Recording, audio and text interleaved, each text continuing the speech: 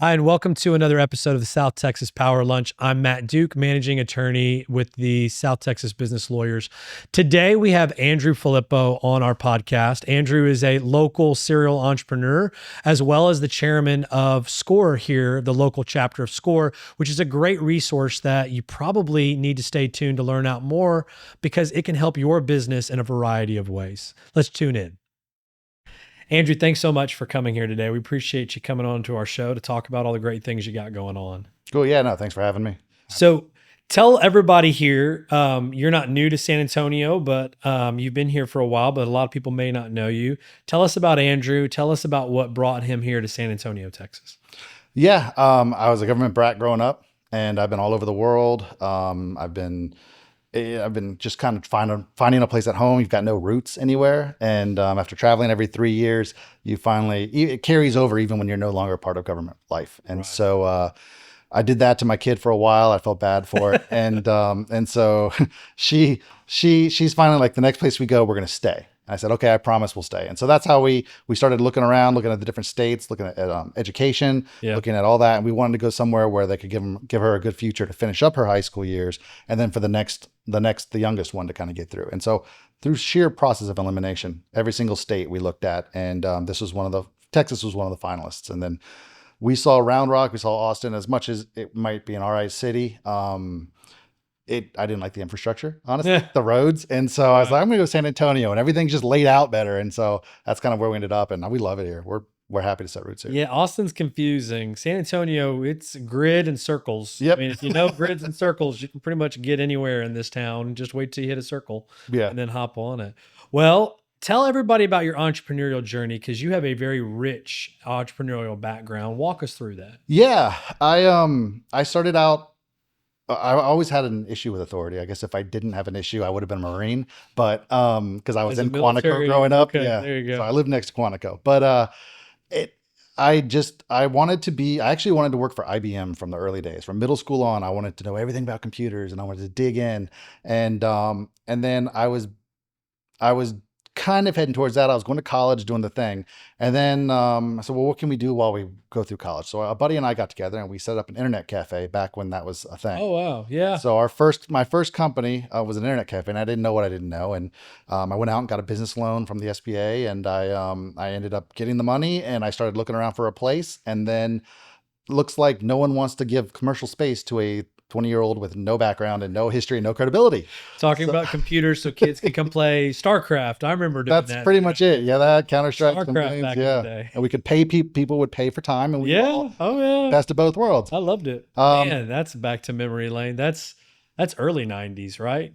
For me, it was just at the turn of the century. So okay. 2001. Got it. Okay. It was still a thing. And because I had just come back from Germany, and that was internet cafes were huge in Germany back then. Okay. So I was trying to, lap onto that. And so that kind of failed out. And then I kind of went into the next one, and I set up a dog kennel, and I got most of my funding for that. That was a big dollar. And then I just, kind of went in from there and started doing different businesses. Some of them worked, some of them didn't. I had a company we sold comm gear to law enforcement and heavy industries. Okay. So all that behind the earpieces, Motorola radios, all that stuff. We were e-commerce back when e-commerce was in the early days, and we did really well there. And that's kind of where our first successful exit was. And then in the last 10 years, I've been doing tech startups. So I'll come in as the founding member, not the founder, but I'll be the guy who executes the vision. And that's where my specialty came in. So I would create the culture and hire all them people and set up all the processes and make the company work. And then I would take it to revenue, and then I would leave, and then I'd go into the next one. Right. And so it's kind of a serial thing, because I get bored after a while. Yes. So more of a COO type role to be able to help with the actual execution. Yeah. And so I loved that for a long time. And then I turned out, I in between that time, I did end up joining IBM. I was a PeopleSoft developer and consultant for them. And so during that time, I had to go. That was back when outsourcing became all the rage. And so as a developer, my job got outsourced, and I either had to become management or I'd get let go. Right. So I became management. I started doing project management work early on in my career. And that kind of carried through, because all the startups I did were tech, and then I ended up running the tech teams, and then eventually I set up my own mobile app development company, and that's still running today. And that sucker is we focus on startups. Okay. So people who want to put an app together, I put it together. So you do the development side of all that. Yeah, we'll do all the Nice. development side of that. Okay. So, and then, occasionally, and then I guess the most recent one I wanted to get into something. I got tired of starting over every single time. Right. And so I took a break and I took an established business and positioned it so it could scale and rubber stamp across the country. Nice. So that was the last one. And now, and then I went into nonprofit work and I started getting into nonprofits to kind of educate the next generation of business owners. So let's talk a little bit about the nonprofit that you're a part of, and then I want to come back to your entrepreneurial journey. Tell us about SCORE here in San Antonio. What does it do? Yeah. Many people don't. I'm familiar with the resource going actually all the way back to the early 2000s when I utilized SCORE here for a business plan. Before I went and got my MBA and law degree, I didn't even know finance at that time. Great organization, but many people don't know about the resource that's out there. Tell us about SCORE. Yeah, SCORE. I joined SCORE about 4 years ago. I had used it for a marketing plan back in the day. And then I had another one. I didn't have the best experience with it. And I said, you know what, I can do this better. And so when I moved here to San Antonio, I joined up and I've been mentoring now for a couple of years. And basically we offer one-on-one coaching. It's free. We handle any part of the life cycle of your business.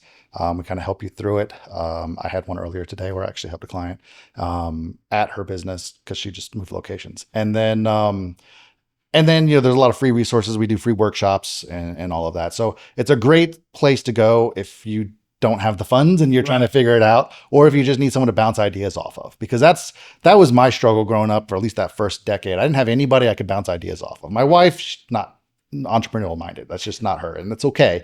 But you're not going to talk to your employees. You're not going to talk to your family because usually it's not a positive situation because they just don't understand what you're into. And so having somebody who's been there and done that, you can bounce ideas off of, has been really, really beneficial. And SCORE is a great place for that. And so last year I took over as chairman here in San Antonio. So now I'm running the San Antonio chapter for SCORE, just because we believe in the mission a lot. And we brought back in-person workshops after COVID and started doing a lot of that. We actually have one tomorrow. Nice. As well. But so we have them pretty regularly. And this is it a part of the SBA, funded by SBA? It's relationship. Partially allocated funding by the SBA. So the SBA provides some money. And so we have obviously the partnership with them. With direct sister would be the SBDC. Right. So the two of us together, we're the outreach arm for the SBA. And then we're of course funded by elsewhere.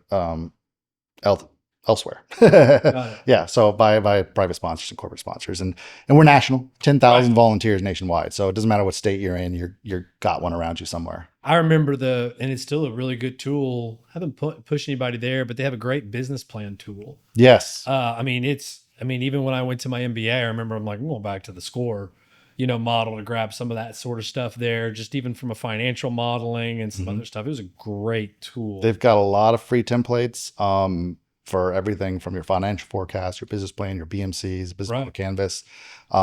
They've got, it's got a nice rich resource that's all available for anybody who wants it. Right. And the rigor that it forces you to do gets you to ask a lot of questions that you probably, for somebody that's a first time business owner. And, it's interesting in the tech startup space and the venture backed companies where people have a solution, right? They don't usually have a business background. And, they know lean canvassing with regard to the business model, but not business. And it's something that I know a lot of people struggle with, is the nuts and bolts of, business. And it's all thumb in the air for them. And it's hard for them to take that and synthesize it into paper. Yeah. I've got a client literally just sent me an email that's like, hey, how do I update my cap table? And I'm like, well, it's just numbers, Excel spreadsheet. We're happy to help on that one. But again, there's a lot of things that an entrepreneur that doesn't have a business background, unfortunately, I just go through the school of hard knocks to figure out. And the SCORE tools, I've utilized those myself. They're great tools that are out there. I kind of want to know a little bit more about just why, the entrepreneurial mentality, because you clearly have that. Yeah. I'm that kind of person too. I don't really want to work for someone else. I like to work with people and be a part of things that grow. But tell me about how, for somebody that was in the military, system, as far as having to bounce around, right? Yeah. Government. Yeah. Government, right? That's very structured, very authoritarian structure. Yeah. Why do you think you have such a strong entrepreneurial background or mentality? I think it comes from a couple of different places. My grandfather is I say he's a psychopath. He has no fear gene. Like he will do anything. He was 78 years old. He was doing front flips off of South Pier in South Beach, Miami. Oh, okay. So he's just that kind of guy. Right. Have you ever seen the movie Secondhand Lions? Yes. He's one of those guys. Okay. Right. He'll fly the airplane through the barn. Yeah. So that's the kind of guy he is. We used to go out to the Bahamas, and he would spear fish and put it in his mouth, and a barracuda would take it from his mouth. Oh, so okay. very rich life. So I grew up around that, and so I also didn't have a like my level of risk tolerance is much higher Sure. than a lot of people's. So I wouldn't mind just throwing my hat in the ring, and then you just eventually trust yourself that you'll get through whatever it is. So whatever I'd come across, I had that confidence that I'll figure it out. But it's a good problem to have to figure out, right? So if someone's business gets growing and they're overwhelmed, well, that's a good problem to have because you got all these sales coming in, you just figure it out. Right. And so with that kind of belief, I could feel like I could just do anything that I wanted to do. And since I didn't want to work for other people and I wanted flexibility, I tried working for other people. And then, at some point I learned the business that I'm in so well that I just think I can do it better than them because you find the holes. And a lot of small businesses, and this is a big thing that I always harp on, is that once their business is up and running, they're successful and they're growing a little bit, they stop reiterating over their actual business. They don't make it better to make it so they can either scale or just make it easier on themselves. They just do the same thing they've done for 15 years or 10 years. Routine. It's a routine. Yep. And so of course there's going to be holes as technology goes on, as time goes on, and they don't ever address that. And so I came up with a pathway to do that I kind of talk about a lot, which I call the task of 7. And it's essentially, everybody talks about how you have to work 80 hours a week to make a great business successful. And it's true, you get there really fast that way, but you can still get there if you're going slower. And so if you're working a full-time job, you can't work 80 hours a week on your business. Right. So the task of 7 was built for those, what's the minimum I can do that's still making me move forward, so that on days I don't have much time, I can just do this. Right. And so it's 3 things that are revenue producing, 3 things that are business improving, and then 2 things that are self-improving. So if you are a business owner, this is what other business owners don't do, is they don't go back and learn more about their industry at the changing times of their industry. They don't learn more about business. They got it up and running and it's good to go. And that'll carry them for as long as they can. But then when it falls apart, it really falls apart. And so the task 7 is kind of there to 1, make continual momentum, and 2, to kind of remind yourself to reinvest in yourself and in your company. Well, and that kind of gets to, Jim Collins and, some of his books where he looked at businesses that took just the consistent march every single day, not too fast, not too slow, but just the consistent march, and their longevity and return was much greater than those that just went, on a complete sprint, which, there are places for that. I always tell people, from a tech standpoint, if you're looking to be leading edge and you've got, X amount of dollars, you better start get going, and it's a sprint. And you're constantly just trying to refuel the sprint. But for a lot of businesses though, they don't need that. And a sprint can run them right into a dead end that they wouldn't have gotten into if they'd have just taken the time to kind of go on that consistent march. Going with your experience in so many different entrepreneurial ventures, what was a big lesson early on that you, kind of, as you look back, go, yeah, that was one of the first big lessons I learned, from that? Yeah, there's so many of those. One of them is like who your team is matters. Okay. It's really important, whether you have anybody or it's just you by yourself. One, your team builds you credibility, especially if you're going after VC money. Mm-hmm. Your team matters, because it's not just, do you have a great idea, but can you execute the idea? Yeah, and we'll bet on the jockey more than the horse. Exactly. And so if you've got a good team around you with some experience, that's good. If you don't have that, you're a small business, understood. You're probably getting an SBA loan anyway, so it's a little bit different. But having, putting the money where it matters. So getting the right lawyer, getting the right accountant, getting those core pieces together. And I don't have the time to learn that stuff. Right. And as much as I'm going to try to do as much as I can to keep costs down, know where your limits are, and then just commit that money to it. As much as it might hurt early on, it's going to save you down the road. And then the other warning, I guess you could say, is beware of partnerships. Tell me more about that. There was a startup that I had, and one founder was fantastic. He was a real estate developer. He was really, really good, sharp guy, really outgoing. He had a good vision. Then you had the guy who had the idea. He was a trust fund baby. He didn't have any effort of real work in his life. He tried to be a screenwriter for like 10 years in LA and failed. Like he just, one of those who never had purpose. Right. He had this idea. And then the other guy, he put it all together, and he put in $2.5 million to this project. And so the two of them together went off on it.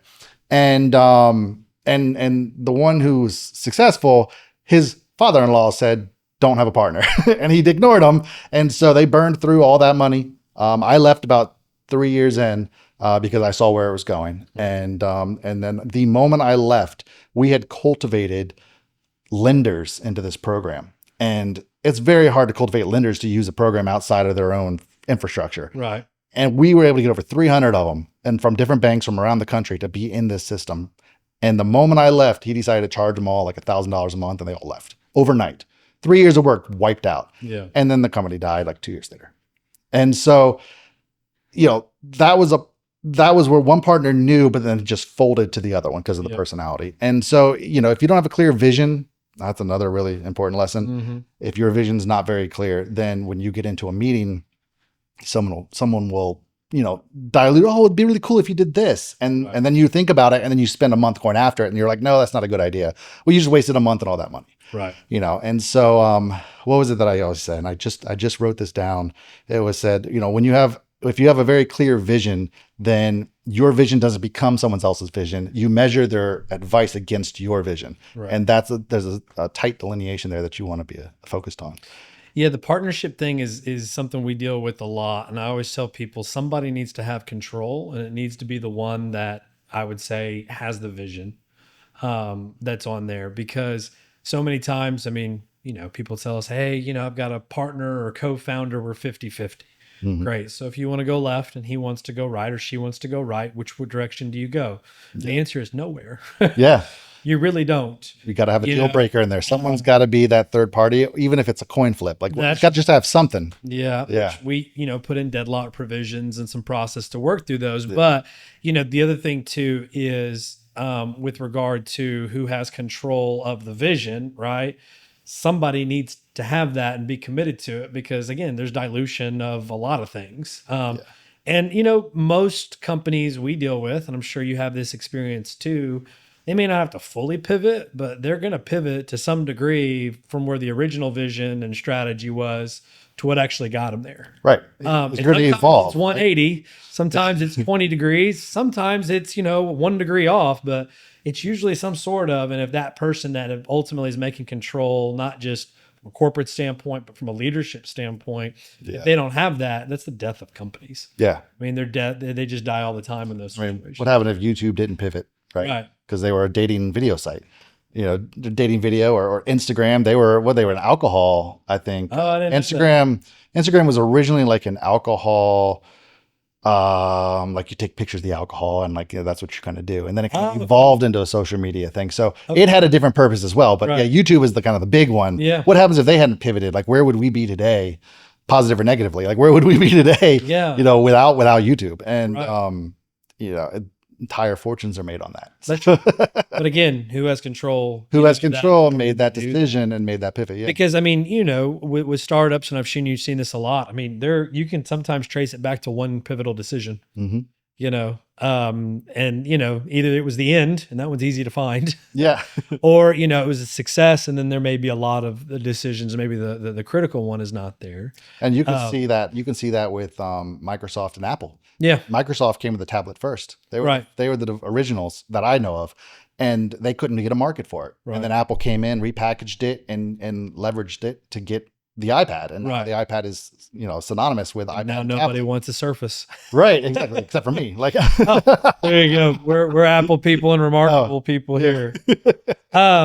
So you had discussed. I know you're writing a book, and if you want to talk a lot about that or not much, you just let me know. But we were talking earlier about this kind of napkin to execution concept. Tell us a little bit more about that. Yeah. So building a business is more than one book. I mean, it just is. And so I broke it up into, I think, 7 or 8 books. And it's basically every stage of your business, from your ideation stage, which is the book we're finishing now.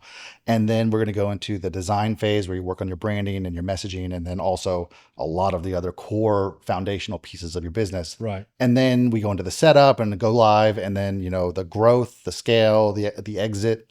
And then I'm also going to do one off on nonprofits as well, because SCORE is the nonprofit I'm part of, but I actually started my own nonprofit last year. Okay. And so I run that one. And so all of those things are going to be in a book. And what I wanted was kind of a workbook that could have action steps. So, we're going to show you how to do this, and these are the steps you take. And then here's where you can kind of practice that. Right. And so it's kind of a exercise as well as, because the last thing I like is going into workshops and you hear all this abstract high level stuff and you don't actually have any details on how you actually do anything. And so you walk away feeling good, and then you get home and you're like, well, now what? Right. Right. And I don't want that now what. I want to solve that now what. You get really, really excited, but you can't walk anywhere because you don't know where to go. Yeah. Yeah, exactly. And so I want to provide that path on where to go. So I did a workshop series last fall with SCORE, and we did a kind of rudimentary initial material with it all. And then I put all that together and all the results from that, and I'm putting it into these books. Nice. So we'll have one come out next week or next month, and then we'll get the next book out hopefully before the end of the year. So in mentoring and being involved in so many businesses, what do you see as one of the top, I guess, gaps in knowledge that entrepreneurs have? That's kind of a blind spot for them, I guess. I'm sure it's pretty consistent. Maybe through maybe a couple. Blind spots. Well, the vision is still the number one thing. Someone comes to me and say, hey, I want to open a nail salon, or I want to open mobile detailing, or I want to open this or that. And it's like, okay, well, on its surface, it sounds like a clear vision. But ultimately, is it? Like, once you get into it, what are all the parameters that go around that, right? And so those are things that you're just like, well, I'll just wait for a phone call and then I'll figure it out. And like, no, you can figure out some of this stuff now. Right. The other part of it is, it's so much easier today to open a business than it was ever in the past, because it's accessible. I mean, I think San Antonio or the state charges like $300 to file or something like that. I mean, if you do it on your own, which I don't recommend. I recommend getting a lawyer for it. But if you did want to do that, then do it. And you can at least get it going, get your EIN. But then on top of that, you've got all the resources in the world to kind of dip into. Now, I don't tell somebody to go to YouTube, watch a couple videos, and then go open a business. You need to go and get it from different sources, because there's a lot of influencers out there who don't know what they're talking about. And especially legal ones. Yes, especially the legal ones. Yeah. There's legal that. And then the other side of it is, the other scary side for me anyways, is the accounting side, because especially now running a nonprofit, you have to be very careful because you'll lose your exempt status. Mm-hmm. And so I'm very, very careful about the nonprofit work. If I don't apply the funds to the right spots and that kind of thing. So it's the same thing though, especially if someone wants to get funding for a loan, you've got to have your books in order. It doesn't cost that much to get somebody in to do it, set you up, right? At least get them to set you up right with a good chart of accounts and all that. Right. And these are just the skill gaps where they're like, well, I'll just do it on an Excel sheet and I'll deal with it later. Right. Yeah, but the later keeps you from growing faster because you're stressing about those kinds of things. And most of the time I find, because I always tell people, you got to put a basic foundation in. Yeah. Organizational documents, complete organizational, not just the Secretary of State, especially if you have a partner or somebody else that's a part of it. You got to have your paperwork right, because that blows up things down the road when you are successful if it wasn't done right. And then the accounting thing. Most people are like, well, I just want to go make money. Yeah. Unfortunately, there is their minimum foundation. It's like saying, I just want to go build a house, but I won't put the foundation down, but I'm going to start painting the walls. Yeah. And putting walls up. Okay, it'll fall down. It's like painting the drywall before it's up on the wall. Yeah, yeah. I mean, you can do it, but it's not going to last. It will fall down on you. It's just when, not if. Part of that. I think now that I'm thinking about it, the number one thing that I tell people starting a new business that most people don't think about is credibility. Mm-hmm. You need to be held as a credible business as soon as possible. That's good. And so what do you do in order to get that polish immediately? Yeah. And so you've got to do the things where I don't want to see, I'm a house painter at gmail.com. Right. I want to see Bob at imahousepainter.com. Yep. Those little polishes, go get a logo, go get business cards, go get a flyer. I know all those things cost money, but I think you can start a business if you file yourself. If you file yourself and which, we've talked about that. But for under $1,000, you can build an entire business. And if you can't find $1,000 to build a business and look credible as a business, Sure. then you're not trying hard enough. Like it's No, I mean, unfortunately, there is a minimum, to be able to get it so that way it's done right. I mean, my son has a pressure washer business. I mean, he was like, why do I have to do all this? I'm like, because, this is the way it works. Yeah. You have to set up a QuickBooks, because at the end of the day, you got to figure out how much profit did I make off of this? And then also the IRS wants to know how much money do you owe them? Yeah. Not just, your expenses and stuff. And it can be a lot for people. What are some of the workshops that SCORE offers that maybe people don't realize that can help with those blind spots? Yeah. So we do about every quarter we'll do a funding workshop. We'll actually have a bank come in. Tomorrow's will be Wallace, but we have a bunch of banks that come in, and then we'll talk, and I'll bring some alternative lenders as well. I usually talk about investors and crowdfunding and that kind of stuff. And then outside of that, we do workshops for me, I'm a little bit different. We have a bunch of online workshops that are pretty much like how to build a business plan, how to build a website and that kind of stuff. I want to do things that are more more specific. So in June, I think we're running a manufacturing workshop. So if you ever want to get into manufacturing, that's the workshop you want to go to. Got it. We're bringing in people who've been in it for 30 years and can help you. Now, is that all manufacturing or CPG based or all manufacturing? I think is going to be what it's going to be. And then, we just did one a couple of weeks ago where how do you go from an employee to an employer, and what's that transition look like? What considerations do you have to make? Right. So things that are affecting people now that kind of prevent you from taking that step. Yeah. One way or the other, right? You realize you don't want to do it, or you just didn't know you didn't know.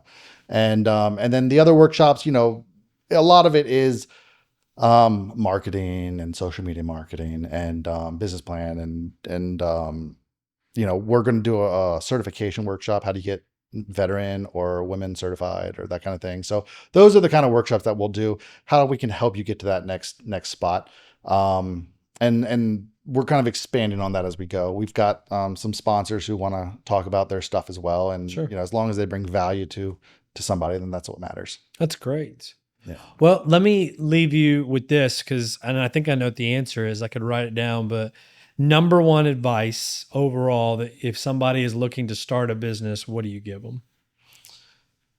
Come up with a plan. You need to have a plan. Build a roadmap. Just put everything down on paper that you can think of. It doesn't have to be organized. Just slap it all down. And once you get it all out of your head and you're exhausted, then you know what you do. You can reorganize, you can prioritize, I need to get this, I need to do that. So without a plan and just going for it is not the way I would recommend, and you don't have to plan all day long. You just get your information out. And a lot of people, I can't even sleep at night if there's stuff going on in my head. I have to write it down on a list. Right. I just create all these lists of everything you can possibly think of. Once it's all out, it's on paper, it's real, it's a document. Right. And I recommend Post-it notes on a wall, and you just move things around into different categories until it's all about, prioritized. You got action items right there. Right. You don't have to think anymore. Jocko calls it extreme ownership. He's like, if you've planned for everything, then you don't have to think anymore. You just do. That's right. You don't have to think about what you're going to wear the next morning if you already did it the night before. You just lay them out. You don't even have to think. So it's that kind of thing. And the more you can put down on paper, the better. And that includes stuff way down the line. Just put it all down. That's my number one advice for anybody on that. And then the rest will kind of take care of itself as you go through the list. Well, Andrew, thank you so much for coming to talk through this. Again, people don't realize that these resources are all around us. And I think SCORE is probably something that's probably underutilized because they just don't realize it's there, and it's such a valuable tool for the community. Yeah, so thanks so much. Especially here in this city. Yeah, absolutely. Yeah, no, absolutely. Glad to be here. Well, I hope you enjoyed this episode of the South Texas Power Lunch. We are here at the South Texas Business Lawyers, and our goal is to educate, support, and advise every small business and startup here in South Texas. And this podcast series is just another way that we hope that we can deliver to you a high-value education of all the different resources and exciting things going on in our community. We'll see you next time.